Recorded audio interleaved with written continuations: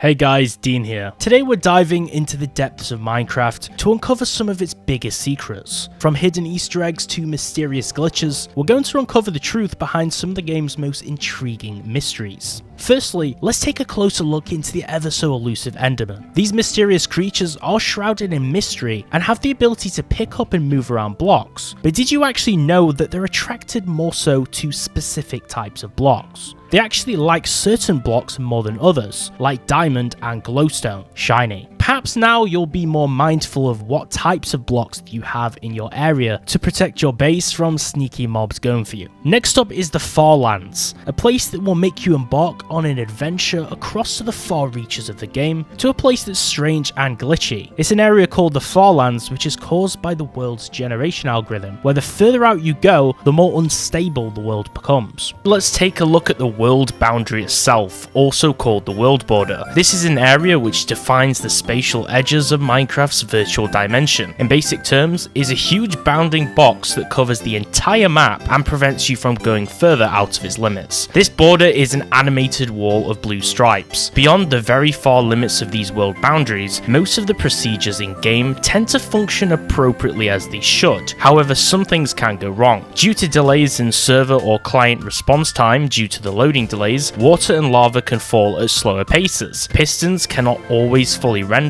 and beyond a certain point, mobs do not even spawn whatsoever. Other effects include the items having slight jitter to them, lightning not updating, and other similar weather effects and glitches. These issues are caused from being far beyond the world's origin or by the world border itself. Vertical limits are hard-coded into the game and are based mainly on the build height limit, which limits the player's movement speed above a certain point. However, certain horizontal boundaries are present in game too. For an example, nether portals can only generate at a maximum distance in the overworld. The world border lies at a default level, which is capped at a default value, and it serves as a blockade to prevent the player from moving any further, although there's methods and glitches to bypass through it. One chunk away from the border is an invisible wall which puts a stop to the player moving anymore. This is also something that blocks spectator mode movement and prevents the teleport command even being used. It's important to realize this is hard-coded and thus cannot be changed, but players use tricks like using minecarts to go further anyway. The overworld itself is virtually infinite, but there are limitations to just how far the player can actually go, and this seems to be inconsistent based on the version and release edition of the game, with Java Edition and Bedrock having different world border limits to each other. One extremely interesting phenomena is the Far Lands. This is a strange terrain generation bug in which the terrain shape malfunctions, resulting in large flat vertical walls of terrain with holes inside, being one of the most famous glitches that people know about. Something that happened only if the player was 12,550,821 blocks or more away from the world's origin. So does Minecraft's terrain generation come to a stop? Do Minecraft worlds actually end? Well, it's important to note that the worlds don't specifically end per se, but certain glitches and effects do come into play past certain limits, with a terrain generator messing up after a few million blocks or so, with there sometimes being an infinite uncrossable ocean or biomes and blocks continuing to spawn, but you fall through them or the game freezes and just can't handle it anymore. Apparently after 30 million or more blocks, these blocks and zones are more so fake chunks or dead zones that appear normal, but they're riddled with glitches and just lost in the void. However, they themselves will infinitely continue to generate. Then there's the Notch Apple.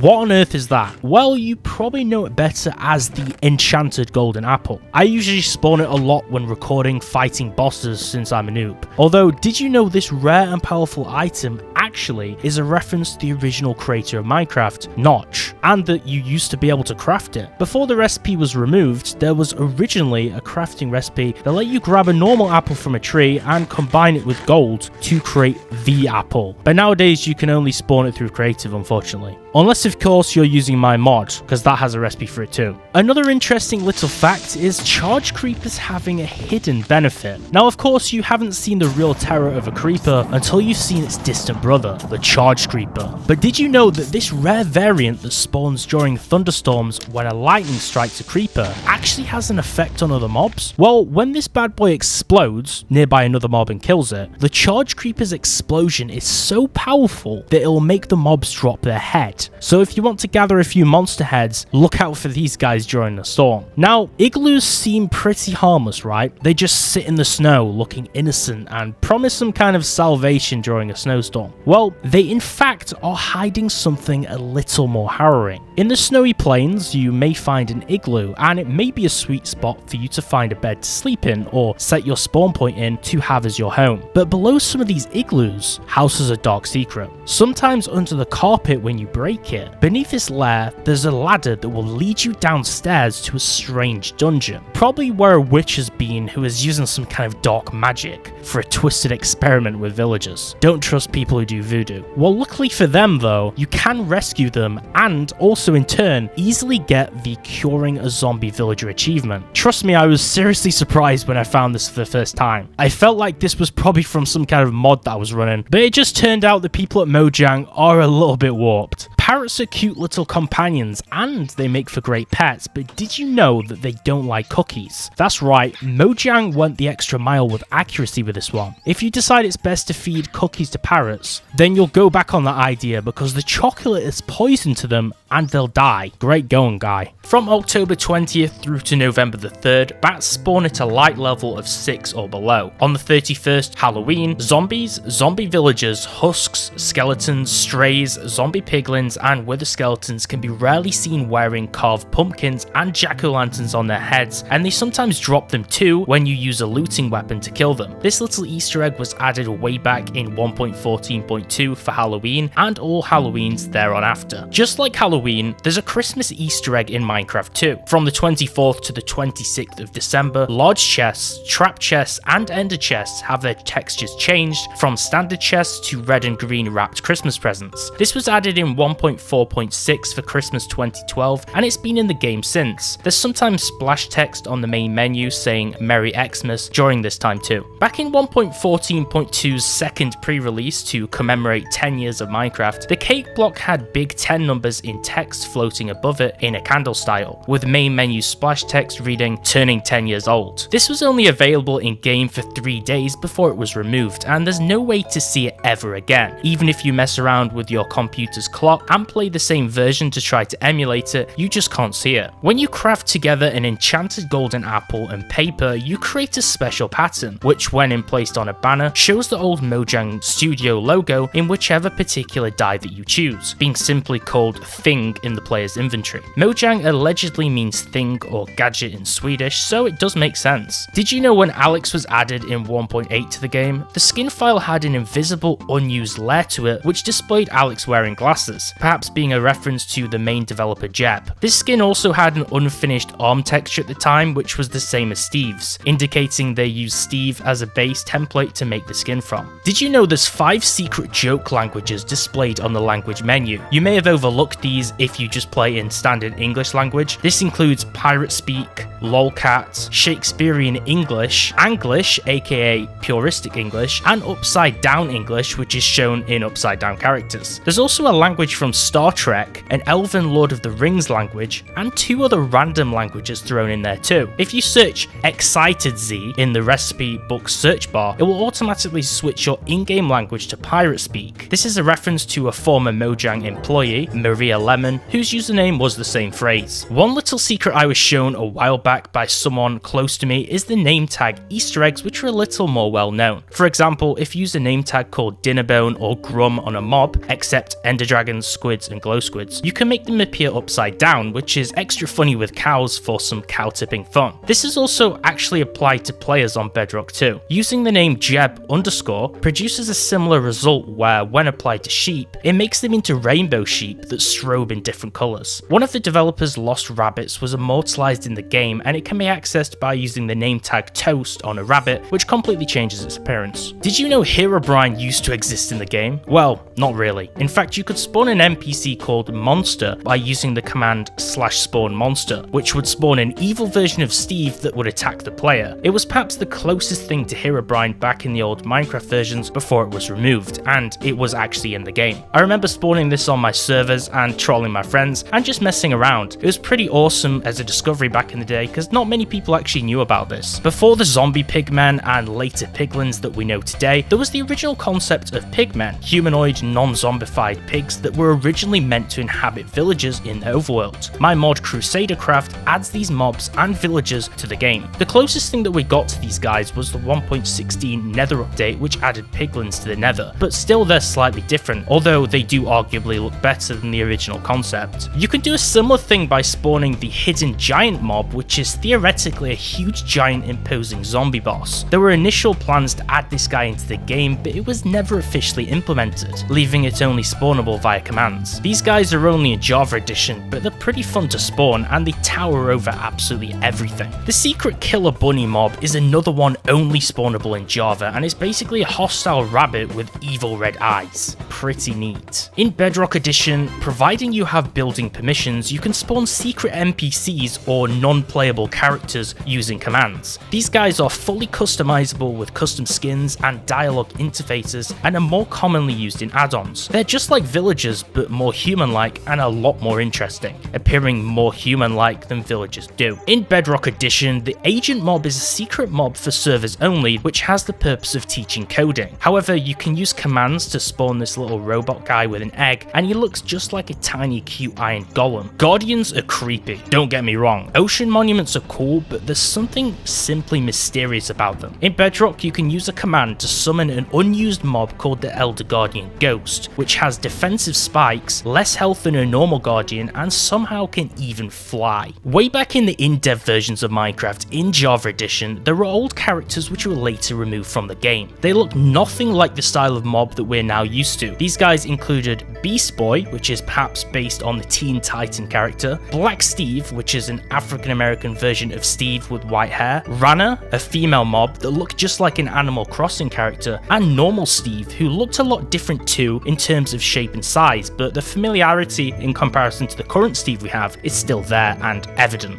In 2013, Mojang teased a fake Minecraft 2.0 for April Fools, which features some joke blocks and features, including a bunch of hoax mobs that looked pretty cool. These included diamond chickens, which were blue chicken types that lay lapis and diamonds, a bright pink friendly wither, another pink mob called the Love Golem, the redstone bug, which was a red silverfish variant, a happy smiling creeper, as well as a pig horse hybrid. There's also the nerd creeper with glasses, and the pony, which is yet another pig horse hybrid style mob. Super weird, but also pretty comical. Before Minecraft 1.8.5, on June the 1st, there was a splash screen saying "Happy Birthday Notch" for the older owner of the game, which unfortunately was removed when he sold the game to Microsoft, so no more happy birthdays to Notch, unfortunately. This is one which most people are probably familiar with. Way back in the older versions, Minecraft sometimes added removed Herobrine to some of the patch notes on the original launcher after new updates, as a way to make fun of the famous myth. Many people believed of his existence in the game, although this was a pretty interesting thing from Mojang, and it was quite funny that they joined in on the whole myth too. It added a lot more mysteriousness to the original creepypasta story and immortalized it in Minecraft as the story we all know about today. And that concludes the video on Minecraft's biggest Easter eggs and hidden secrets. For more awesome Minecraft mod videos and top 10s, check out the channel and all of the other videos. YouTube says 97% of you are not subscribed, so if you enjoyed the video, make sure to subscribe and turn on notifications and slap the like button for more Minecraft mod videos like this one. Thanks for watching, and I'll see you next time.